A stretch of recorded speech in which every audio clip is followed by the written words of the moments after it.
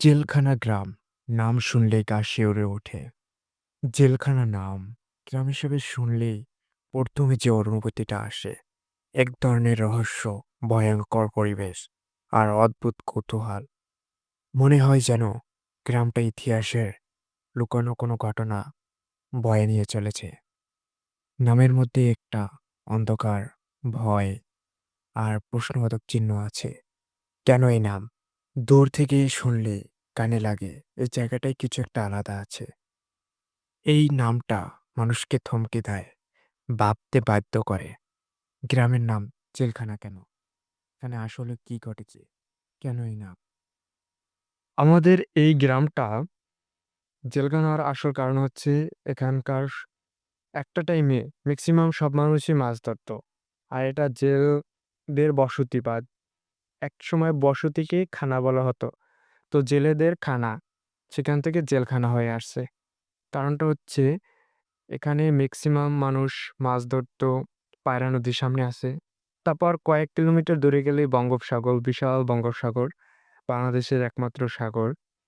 তো ওই বঙ্গোপসাগর থেকে মাছ ধরা হতো। তারপর এখানে বসতি করত। তাছাড়া আসলে এটা সুন্দরবন। তো মানুষ আবার অনেকে বলে উত্তর অঞ্চল থেকে যারা মাছ ধরে আসতো, তারা এই জায়গায় জিরাতো, এখানে গল্পগুজব করতো, এখান থেকে খাবার পানি নিত। তো এইসব মিলিয়ে এখানে একটা জেলেদের আড্ডা ছিল, যেটা এখনো অল্প কিছু দেখা যায়। বিলুপ্তর পথেই কিন্তু অল্প কিছু দেখা যায়। সেখান থেকে অনুভব করা যায় যে একটা জেলেদের খানা ছিল বা জেলেদের বসতি ছিল। জেলেরা এখানে বাস করত। তো এই কারণে আমাদের জেলখানা নামটা সেখান থেকে হয়। এখানে আদৌ তেমন কিছু নেই।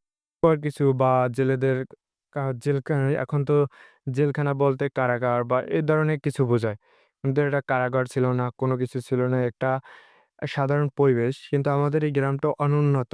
কিন্তু এখনকার মানুষ বসবাস ঠিকই জেলের ভিতরে করতেছে।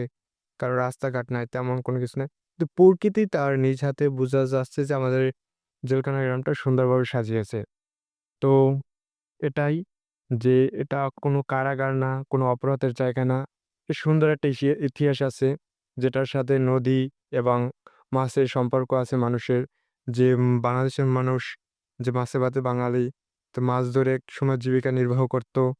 এইসব ঐতিহ্যটা ধরে আছে জেলখানা গ্রাম। সর্বশেষ আমি একটা কথাই বলবো, আমার গ্রামটাকে প্রকৃতি দুহাত ভরে সাজিয়েছে। যারা গ্রামকে ভালোবাসেন অবশ্যই আমার গ্রামটাকে ঘুরতে আসবেন। খুবই চমৎকার এবং সুন্দর দৃশ্য রয়েছে। তারই সাথে পায়রা নদীর সুস্বাদু মাছ। আজকের মতো আল্লাহ হাফেজ। পরবর্তী গল্পতে দেখা হবে। ততদিন ভালো থাকো, সুস্থ থাকো। আর হ্যাঁ, কমেন্টে অবশ্যই জানাবে তোমার গ্রামের নাম কি? যদি পারো রহস্যটাও কি সেটাও বলে দিও। আল্লাহ হাফেজ।